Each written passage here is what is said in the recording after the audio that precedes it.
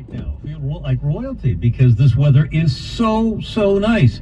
No rain in the forecast, no heat, really no humidity either. Just lots of sunshine. Very comfortable. Our high 78 in Sept that's going to keep on giving the rest of the weekend to the weekend. Clear to partly cloudy tonight. We'll dip to 61 in Midtown, but most suburbs will slip into the 50s. Coolest spots well out to the north and west will get into the upper 40s. More sun than any clouds tomorrow. Another comfy day, the high 78.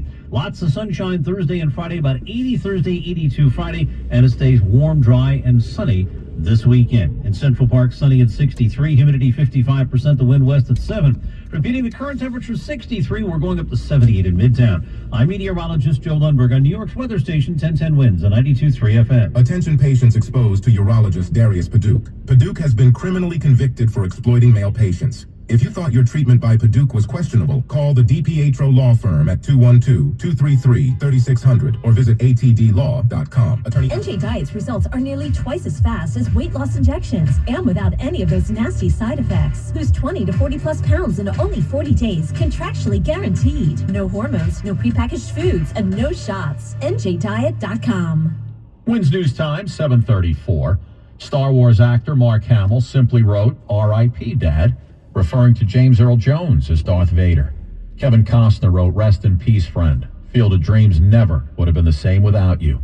Social media lit up from Hollywood with tributes from people whose lives he touched. On screen, James Earl Jones was the voice of one of the most famous villains in movie history, Star Wars' Darth Vader. I am your father. And he co-starred in dozens of hit films, from his first 1964's Doctor Strangelove to The Lion King, The Hunt for Red October, Field of Dreams. It'll be as if they'd dipped themselves in magic waters. His portrayal of boxer Jack Jefferson in 1970's The Great White Hope scored him his only Oscar nomination. He'd later earn an honorary Oscar, making him a rare Emmy, Grammy, Oscar, and Tony winner. We're told he died surrounded by family at his home in Dutchess County, New York. James Earl Jones was 93. Jason Nathanson, ABC News, Hollywood. Hey, who's ready to become ultra rich?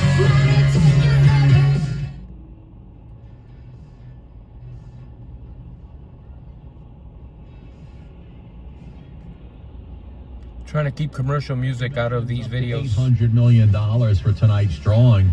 Get the cash payout, $402 million. They'll pull the numbers tonight, 11 o'clock.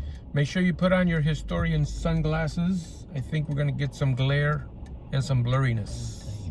Giants and Jets facing each other in the Super Bowl, more likely to happen than you winning that Mega Millions tonight. Hey, I got good news. You know what it is? The White Stripes are reuniting. More music. This channel is not monetized, so it doesn't really affect anything. I just don't want to get a copyright strike. Allegedly using this hit, Seven Nation Army, without permission in a video that posted to social media.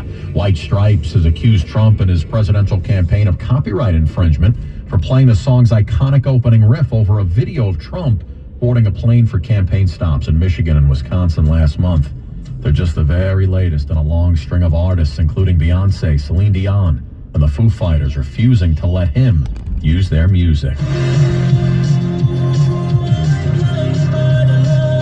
The Weeknd's been laying kind of low these days, but now he's back with some new music. We've got a preview on the other side. 1010 Winds Entertainment coming up next. When you're ready to replace windows in your home. As we come to a commercial, I wanted to thank all of the viewers, the historians that have subscribed to this particular channel.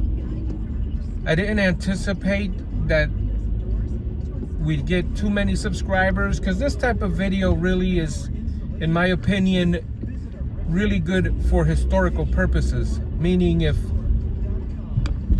the real value of this channel, I believe, is for people in the future to kind of look back 15, 20 years ago and to land on these particular videos, and they can hear in real time what was going on. So I uploaded a YouTube short when we got the news that James Earl Jones passed away, and to my knowledge that particular clip was one of the very first. I mean, I'm sure there were others before it, but it was at least in the conversation that it was one of the earliest news reports of James Earl Jones passing away. It's a historical I mean, obviously there are more gigantic historical news, like 9/11, Pearl Harbor. I mean, those are super historical, but what I'm talking about is just an icon. And to look back and to hear the report of him passing away, I feel is good to document. Well, looks like The Weeknd ready to get back into the music. He's announced his comeback single. This one's called Dancing in the Flames, and it's coming out this Friday. Weeknd's album was reportedly leaked last weekend as it was let out of the bag from pre-ordered vinyl copies that were shipped out. The album's release date hasn't been confirmed, but Friday, you get Dancing in the Flames. Entertainment on 1010 Wins is sponsored by...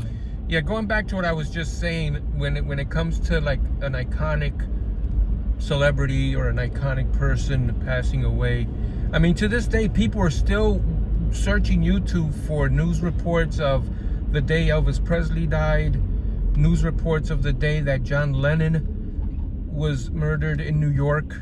There's a famous video of, I think there was was it a baseball game or a football game with Howard Cosell? I don't remember exactly, but that one has a lot of people that go back to watch that one when the first reports came out that John Lennon was murdered. So that's what I'm talking about when I mean a historical event, not to the grand scale of a catastrophe, a nationwide catastrophe, but it's something that's, history should document nonetheless. Having answers means he and his people. As we make a left on Crooks Avenue.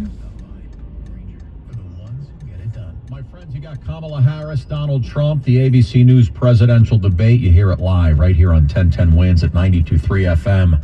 It's coming your way live tonight from Philly at 9 p.m. The News Watch never stops.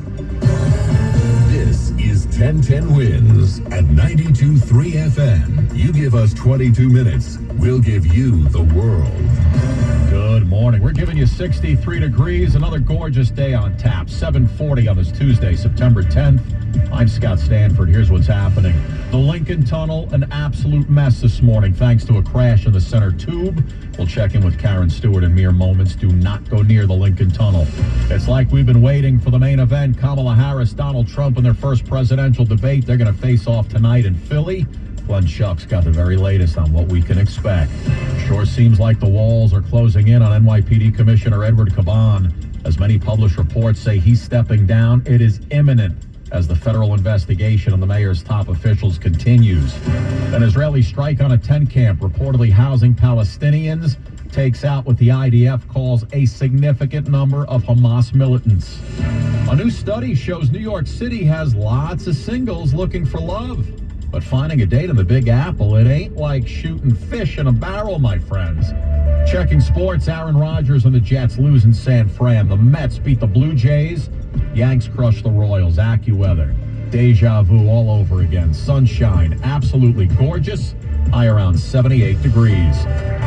Wins News Time, 7:41 Tuesday morning. Lots of trouble at the Lincoln Tunnel. What's going on now, Karen Stewart? Well, here is what you need to know about the bridges and tunnels. I hope you've had a snack. The inbound side of the Lincoln is over an hour, about an hour 15 now, all because of an earlier disabled bus that was blocking all lanes at the inbound Lincoln, which is now gone. The inbound Holland Tunnel is also an hour, and the inbound side of the GW Bridge is an hour. From the Palisades Parkway, it's a 45-minute wait. If you can manage to Mario Cuomo, get away from these terrible Hudson River crossings attached to the city, please do so. Then we've got Route 3. Eastbound, west of the New Jersey Turnpike's Western Spur in East Rutherford, there is not only an accident with a down pole, but there are injuries there, and it's all in the left lane. We are jammed on eastbound Route 3, back to 21 at least. Westbound, all lanes are closed on 3 at the New Jersey Turnpike Western Spur, with delays that go back to the Lincoln Tunnel. And the southbound Garden State Parkway at 151 from Montclair, we have an accident there in the process of getting cleared away. And Long Island, as we check eastbound Southern State Parkway 27, we have an accident involving a school bus there. The right lane is blocked. LARR is on time. Our next report in less than 10. I'm Karen Stewart, 1010 Wins on 92.3 FM. All right, guys, thank you so much for joining me on this small snippet of the news on my commute to work. Thank you so much to the new subscribers that have joined us. We're part of something bigger, documenting history for future generations. Thank you so much, and we'll see you on the next episode.